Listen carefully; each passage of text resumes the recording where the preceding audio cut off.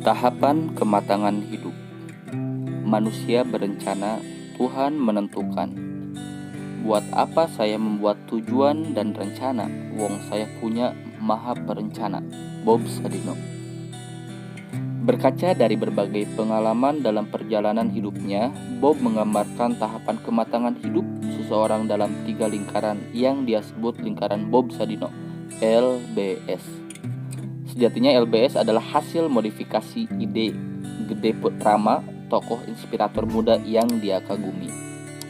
Lingkaran pertama yakni hitam putih, berupa lingkaran yang terbelah menjadi 2 bagian berwarna hitam dan putih. Lingkaran kedua yakni abu-abu, berupa lingkaran yang masih terbagi 2, namun kedua warna berpadu menjadi satu abu-abu. Terakhir lingkaran ketiga yakni lingkaran kosong, berupa lingkaran tanpa isi atau berwarna putih. Tak ada lagi hitam, putih atau abu-abu. Lingkaran hitam putih. Lingkaran hitam putih seperti terlihat berupa lingkaran yang terbelah menjadi 2 bagian, yakni hitam dan putih. Lingkaran ini memperlihatkan wilayah orang yang bertumpu pada logika dalam berpikir.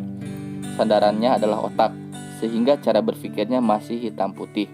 Baik buruk, salah benar, siang malam, bodoh pintar, laki-laki perempuan, dan lain-lain. Bila dilihat dari segi usia, lingkaran hitam putih dihuni oleh orang dari lahir hingga rentan usia 25-40 tahun. Jika merujuk pada RBS, wilayah ini identik dengan orang dari kuadran tahu.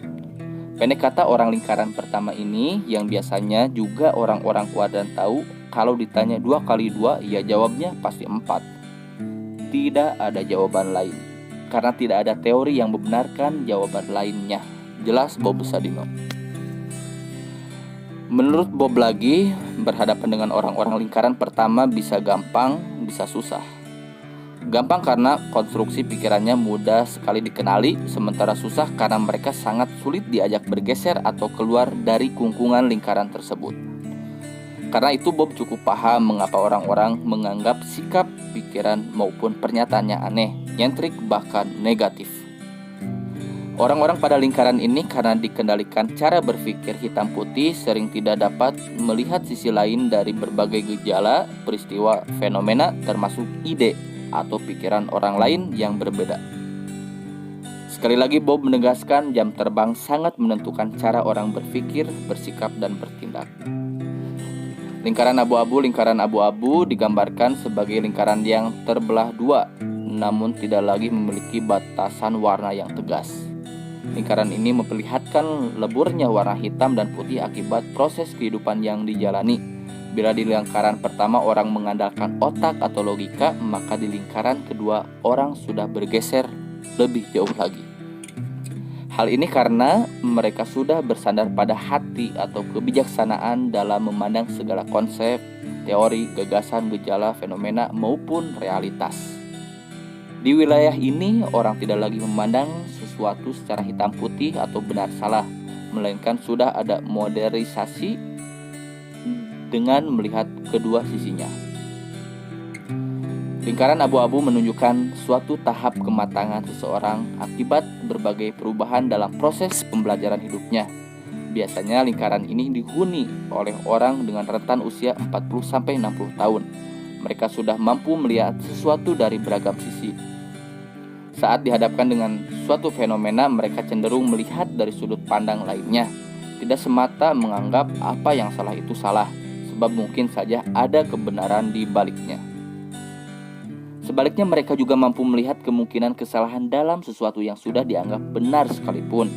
Jadi saat kebanyakan orang melihat suatu fenomena hanya dari sisi buruknya, orang-orang di lingkaran abu-abu justru melihat kebaikan di balik sesuatu yang tampak buruk tersebut. Menurut Bob, penghuni lingkaran kedua, kalau ditanya 2 kali 2 jawabannya tidak selalu 4. Bisa 4, bisa 6, atau bisa berapa saja. Mereka dapat melihat peluang di tengah kesulitan. Orang-orang ini juga tidak akan tercengang saat mendengar Bob berujar bahwa bisnis mencari rugi dan memburu risiko. Tidak ada lagi anggapan yang jelek pasti jelek, begitu pula sebaliknya. Lingkaran ini adalah wilayah hati dan wisdom, tak semata logika. Inilah lingkarannya para entrepreneur. Nah, jika ditarik dalam konsep RBS, sangat sulit menemukan orang dari kuadran tahu yang menghuni lingkaran abu-abu.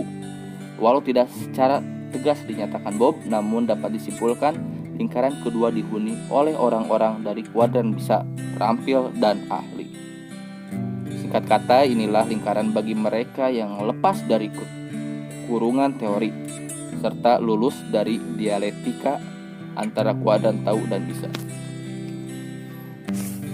Jika diterapkan dalam kepemimpinan, maka seorang pemimpin yang mampu mengetahui kondisi nyata masyarakatnya tidak terpaku pada apa yang tampak di luar, tetapi juga mengerti masalah utama masyarakat, adalah pemimpin yang sudah mampu bergeser ke lingkaran kedua. Pemimpin seperti ini biasanya cukup peka sehingga mampu mengambil kebijakan sesuai kebutuhan dan kepentingan masyarakatnya. Bila perlu, pemimpin justru dapat memberikan yang terbaik melebihi ekspektasi orang-orang yang dia pimpin. Bob menjelaskan untuk mencapai kemampuan ini dibutuhkan jam terbang yang cukup. Orang harus memiliki cukup waktu dan pengalaman dalam berproses. Dengan kata lain, bergerak melingkar dari kuadran tahu hingga kuadran ahli, kemudian kembali lagi ke kuadran tahu. Begitu seterusnya. Lingkaran kosong. Lingkaran kosong digambarkan sebagai lingkaran putih atau polos, seolah tanpa isi atau hampa, meski sebenarnya tidak. Penghuni lingkaran ini biasanya berusia di atas 60 tahun. Mereka sudah semakin bergeser dari lingkaran-lingkaran sebelumnya, sehingga seolah benar-benar terlepas dari belenggu pikiran. Sementara bagi orang di lingkaran hitam putih, penghuni lingkaran kosong adalah mereka yang memiliki logika sendiri atas alias otonom. Orang di lingkaran kosong juga terlihat beranjak setingkat lebih tinggi dibanding kebijaksanaan. Tak ada lagi beban akibat, keberadaan, dan pertentangan konsep, peristiwa, gejala, fenomena, dan realitas. Keberadaan mereka seolah melebur, mengalir, dan bersama dalam kondisi apapun, suatu kesempurnaan dalam kelenturan hidup.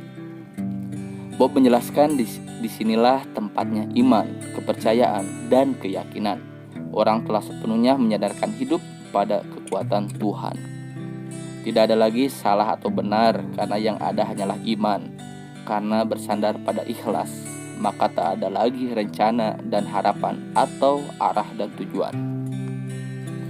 Hidup seolah tanpa titik, karena dijalani dalam kerelaan yang sebenar-benarnya. Bob menyebutnya sebagai total surrender, atau penyerahan penuh atas hidupnya kepada Yang Maha Kuasa. Singkatnya, hidup dalam kesadaran atas kuasa mutlak Sang Maha Pencipta. Jelas Bob Sadino. Nah, berkaca dari pengalaman hidupnya sendiri, Bob menggambarkan dirinya sebagai sungai yang mengalir dari sumber-sumber air menuju lautan. Aliran sungai berawal dari beberapa sumber air kecil yang mengalir sehingga membentuk sungai. Sungai ini kemudian bergerak menuruni gunung, berkelok, melewati lembah, dan terus mengalir begitu saja hingga berakhir di lautan. Ibaratnya hidup saya ini seperti aliran sebuah sungai. Dia dilempari sampah, dikencingi, diberakin, dibuangin bangkai, serba nggak enak. Tapi dia selama ribuan tahun nyaman aja mengalir. Dia nggak ngomel, bertemu batu dia belok, bertemu tanah yang agak tinggi dia berbelok ke kanan sedikit. Tutur Bob. Pada titik inilah Bob menegaskan bahwa hidupnya sudah ada yang mengatur dan menggerakkan, sehingga dia tidak perlu repot merancang semuanya. Manusia berencana, Tuhan menentukan. Buat apa saya membuat tujuan dan rencana? Wong, saya punya Maha Perencana kok. Kata teknisnya, Tuhan sudah menentukan. Kamu nanti ujungnya di sini. Awalnya panca indera, bekalnya dari Tuhan adalah fitrah kita. Fitrah itulah bekal-bekal dari Tuhan. Demikian dia menjelaskan. Berangkat dari pemahaman ini muncul protes Bob atas anggapan orang yang menyatakan bahwa maju mundurnya kehidupan seseorang ditentukan oleh nasib atau keberuntungan. Bagi Bob, seharusnya orang bicara soal kekuasaan Tuhan yang menentukan setiap unsur kehidupan manusia. Tidak ada luck atau hoki. Setelah manusia tidak bisa bersandar pada hal-hal tersebut, tegasnya. Makanya kalau Anda percaya sama luck, sama nasib, saya menerjemahkan bahwa Anda sedang protes keras sama Tuhan. Anda hendak mengatakan, "Hai Tuhan, Engkau maha tidak adil." Kenapa tidak adil? Karena Engkau berikan nasib terlampau baik kepada Bob Sadino, tetapi tidak kepada saya. Ini pernyataan sandarannya apa? Materi kan? Lanjut Bob mengemukakan alasannya. Kemudian saat ditanya setelah memiliki kehidupan sukses seperti itu, terus Bob mau ngapa lagi? Dia hanya menjawab bijak, tetap ingin mengalir saja. Dia merasa tak perlu menjadi orang tersistem atau terus dihantui keinginan sehingga berusaha memaksa diri untuk mengontrol hidupnya. Bagi Bob, memiliki Tuhan sebagai maha perencana adalah yang paling indah. Lalu bagaimana dengan muaranya? Bob mengaku enggan membatasi diri dalam mengartikan kata muara. Meski demikian, dia menyebutkan muara kehidupan adalah puncak dari kebebasan berpikir dan bertindak. Aliran tersebut sampai ke suatu tempat yang dapat memberikan segalanya bagi lautan. Walau sungai begitu kecil, namun dia puas dan merasa bahagia karena dapat mengalirkan isinya ke lautan luas. Bob menyebut situasi tersebut sebagai puncak kebahagiaan dan eksistensi. Dalam bahasa yang cukup nyeleneh, dia menamainya dengan orgasme kehidupan. Baginya itulah muara kehidupan Bob dalam arti sesungguhnya dan eksistensi diri yang seutuhnya. Dia benar-benar tak peduli orang mau bilang dia aneh, dia gila, goblok, tolol, kontroversial, ekstremis, teroris, dan sebagainya. Ya, kita semakin melihat di balik setiap ucapan, pikiran, dan sikap Bob yang begitu merdeka, ada sebuah pijakan spiritual bahwa hidup sesungguhnya telah diatur, diarahkan, dan ditentukan oleh Maha Pencipta.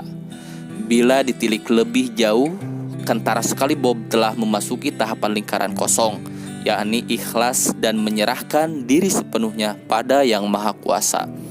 Saya melihat hubungan saya dengan Sang Pencipta itu debu lah, gak ada artinya. Debu kecil sekali.